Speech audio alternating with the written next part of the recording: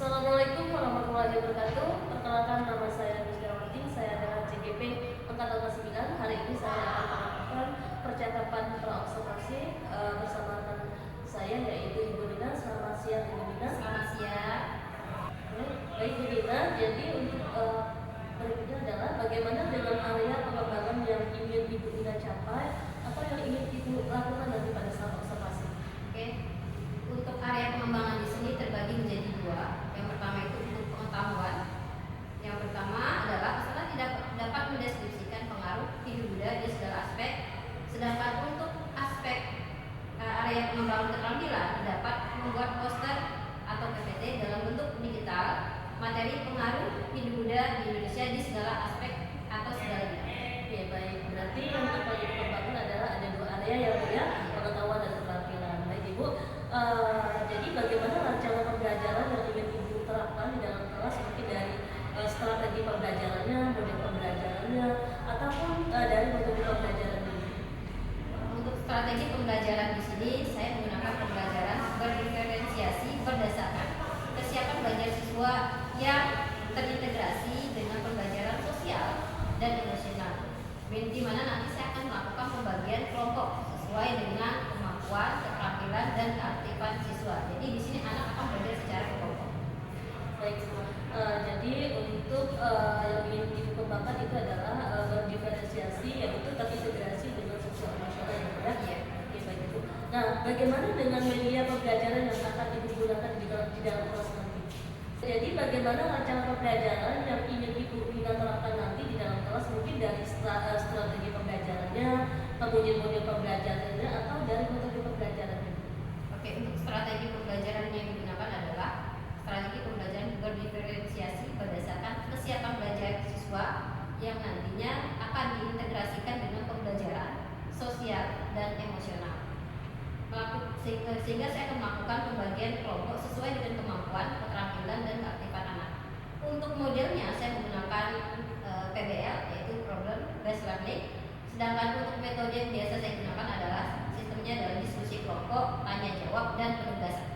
Oke, baik Ibu. Jadi yang ingin Ibu terapkan nanti di kelas itu strateginya yaitu berdiferensiasi ya Bu ya, yang mana terintegrasi dengan sosial emosional. Kemudian nanti metodenya itu ada yang berkelompok ya, Ibu ya, Iya. seperti itu. Oke, baik Ibu. Jadi bagaimana dengan media pembelajaran yang akan Ibu gunakan di dalam kelas nanti? Untuk medianya yang saya gunakan sebenarnya adalah dalam bentuk gambar, video, terus LKPD, PPT, dan tentunya penunjangnya adalah laptop dan infocus. Oke, baik Ibu ya. Jadi medianya lebih dari satu Bu ya, ada infocus, kemudian ada laptop, mungkin ada video juga ya Bu ya. Oke, baik Bu. Kira-kira kapan Ibu akan melakukan kegiatan pembelajaran tersebut Bu? Di hari apa, jam berapa, dan di jam berapa?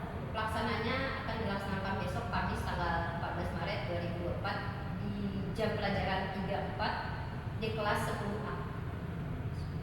Baik Ibu ya, jadi Ibu akan melakukan pembelajarannya besok ya, di jam ke-34 di hari Kamis besok Bu ya, dan di kelas 10A. Oke, baik Ibu. Jadi sebelum kita akhiri, kira-kira apa yang Ibu dapatkan dari percakapan kita ini Bu? Percakapan ini saya menyimpulkan bahwa untuk besoknya pelaksanaannya berarti saya sudah mempersiapkan apa yang sudah saya rancang, terus bagaimana metodenya dan diskusinya. Jadi agar di sini sebenarnya adalah agar saya lebih siap aja ketika observasi dilaksanakan. Oke, baik Ibu, terima kasih atas waktunya. Jadi saya tunggu besok, saya akan masuk di kelas Ibu ya besok ya, sesuai jam dan waktunya di kelas A. Terima kasih Ibu atas waktunya. Saya akhiri. Assalamualaikum warahmatullahi wabarakatuh. Waalaikumsalam. Terima kasih sekali Bu.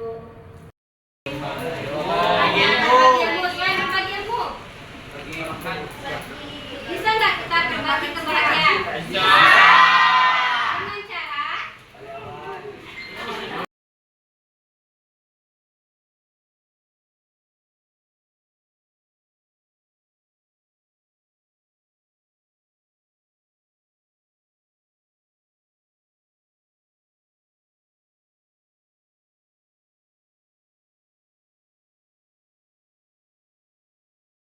Masih Bismillahirrahmanirrahim. Assalamualaikum warahmatullahi wabarakatuh. Perkenalkan, nama saya Misdawati. Saya adalah CGP Angkatan ke-9. Hari ini saya akan melakukan percakapan pasca observasi dengan rekan saya, yaitu Ibu Nina. Kemudian saya juga didampingi oleh pengajar praktik saya, Pak Julianto. Oke, baik, Ibu. Jadi dari percakapan ini saya akan memberikan beberapa pertanyaan kepada Ibu ya terkait jalannya proses observasi yang telah Ibu lakukan tadi ya, tepatnya tadi pagi, yaitu di jam kedua tadi ya, Ibu ya. Baik Ibu, ada beberapa pertanyaan yang akan saya tanyakan. Bagaimana perasaan Ibu terkait dengan jalannya observasi di kelas yang sudah Ibu lakukan tadi? Awal observasi dilakukan pertama pasti ada rasa tegang karena pertama kalinya observasi ini dilakukan, tapi ketika berjalannya proses pembelajaran itu berjalan secara baik. Terima kasih ya. Tetap ada rasa tegang. Iya. Itu sudah pasti Bu ya, karena baru pertama kali ya Bu ya. Oke Bu, pertanyaan kedua, bisa tidak Ibu ceritakan kembali area pengembangan apa yang Ibu lakukan di dalam kelas dan langkah-langkah pembelajaran apa yang sudah Ibu lakukan? Oke, untuk area pengembangannya ada dua. Yang pertama itu area pengembangan pengetahuan, di mana saya meminta siswa untuk mendeskripsikan kehidupan masa hidup Buddha di segala aspek. Yang kedua, area pengembangannya adalah keterampilan, di mana saya meminta anak untuk membuat bentuk poster, PPT ataupun komik dalam bentuk digital. Oke baik Bu, jadi area pengembangannya itu adalah ada dua Bu ya, yaitu ada pengetahuan serta keterampilan. Oke baik Ibu, menurut Ibu sejauh mana area pengembangan yang sudah Ibu lakukan? Tadi apakah sudah berhasil dilakukan di dalam kelas Ibu? Apakah sudah berjalan dengan baik atau masih ada kekurangan Ibu? Kalau untuk ditanya seberapa besar keberhasilannya, saya nggak bisa jawab 100% karena pasti ada masih kekurangan dalam proses pembelajaran yang sudah saya lakukan tadi. Oke baik Ibu, jadi masih belum pasti ya Bu berapa persennya, ya pasti ada sebagian. Jadi Bu, menurut Ibu apakah kekurangan atau kendala-kendala yang Ibu hadapi pada saat melaksanakan proses pembelajaran di dalam kelas Ibu? Oke, untuk dalam tahap pembelajaran tadi saya menggunakan PBL gitu ya, dalam sistem berkelompok, di mana yang saya lihat dan saya amati ada beberapa anak tertentu dalam kelompok itu tidak secara aktif atau tidak ikut andil dalam pengerjaan kelompok. Itu salah satu kendala atau hambatan saya. Oke baik Ibu, jadi kendalanya yaitu ada beberapa anak yang masih belum bisa aktif Bu ya. Itu adalah salah satu kendala dari proses pembelajaran yang telah Ibu lakukan tadi. Baik Bu, kira-kira mengapa hal tersebut bisa terjadi Bu? Kemungkinan tadi saya membagi kelompok itu terlalu besar kayaknya. Satu kelompok itu terdiri dari 8 orang. Saya rasa mungkin kenapa ada yang tidak ikut andil dalam sistem kerja kelompok tersebut karena mereka terlalu besar kelompoknya. Terus mungkin saya tidak menentukan misalnya kelompok belajar itu berdasarkan minat, ya kan? Saya belum pernah menanyakan seperti itu. Iya baik Ibu. Jadi tadi hal tersebut itu bisa terjadi karena kelompoknya. Jadi kalau kelompoknya itu terdiri dari kelompok besar Bu ya, ada 8 tersebut ya. Oke, jadi rencana ke depan Ibu yang ingin Ibu lakukan itu apa Ibu? Saya akan membagi kelompok dalam ruang lingkup yang lebih kecil lagi. Kalau tadi seandainya 8, itu saya akan bagi lagi. Mungkin satu kelompoknya terdiri dari 4 dan saya akan menyesuaikan dan bertanya sama anak kira-kira kelompok yang seperti apa sih yang mereka inginkan. Apakah misalnya sesuai dengan minatnya ataupun dengan teman yang kira-kira seenak satu kelompok tersebut. Baik Ibu, jadi untuk rencana selanjutnya Ibu akan membagi kelompok menjadi yang lebih kecil lagi seperti 4 orang gitu Bu ya. Iya. Oke, kemudian lebih berpihak kepada siswa gitu Bu ya. Oke Bu, kira-kira kapan Ibu akan melakukan perubahan atau rencana tindak lanjut Ibu? Kalau secara spesifiknya saya belum bisa tentukan tanggalnya gitu ya. Tapi saya akan berusaha untuk pertemuan berikutnya akan saya lakukan. Oke, baik Ibu ya. Jadi Ibu akan melakukannya mungkin di pertemuan berikutnya Bu ya.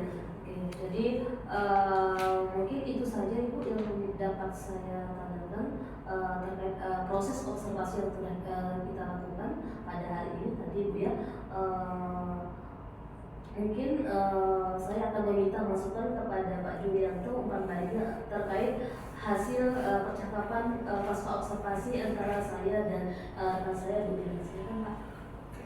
Menurut saya itu sudah baik, sudah ada interaksinya dan pertanyaan-pertanyaan itu juga sudah cukup memandu untuk proses coaching ini. Cuman mungkin saya lihat ibu tidak ada bawa form ya untuk diisi ya. Ya. Nah, itu perlu diisi bersama-sama saat coaching ya. Nah, kemudian ada beberapa hal yang ibu perlu digali lagi. Misalnya tentang metode yang tadi kenapa tidak terlalu ada beberapa tidak ikut ya, maksudnya tidak bisa berpartisipasi dengan baik. Nah, apakah solusi membagi kelompok lebih kecil itu bisa mengatasi kendala ini? Nah, itu juga perlu digali lebih lanjut. Nah, apakah ada kendala lain?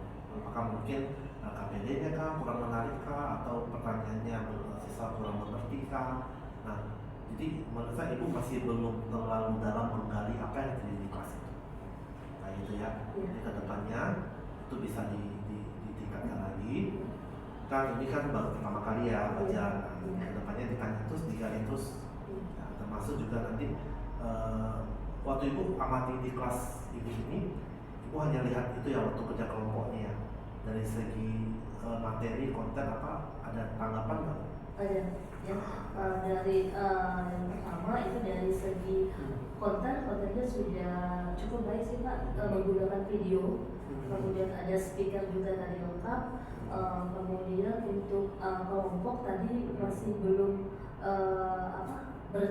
berkelompok secara baik ya, tadi masih ada campur. Seharusnya di kelompok ini masih ada campur di kelompok dan sini. kalau udah baik ibu perlu coaching. Nah, menurut ibu kenapa ada baik? Menurut ibu ya, kenapa video ini metode yang menggunakan video ini baik? Ini di mana di coaching? Ada lagi nggak yang perlu ditingkatkan? Nah, itu. Jadi terus digali. Sehingga coachingnya itu jadi lebih apa ya? Lebih dalam ke detail-detail. Nah, itu masukan saya Bu. Tapi untuk tahap pertama sudah cukup baik. Terima kasih banyak Pak. Terima kasih banyak Ibu Dina. Mungkin itu. Terima kasih banyak kepada Ibu Dina selaku rekan saya untuk melakukan percakapan pasca observasi setelah melakukan proses pra-observasi, observasi dan pasca observasi. Kemudian saya juga terima kasih kepada Pak Julianto selaku pengajar praktik saya. Terima kasih. Assalamualaikum warahmatullahi wabarakatuh.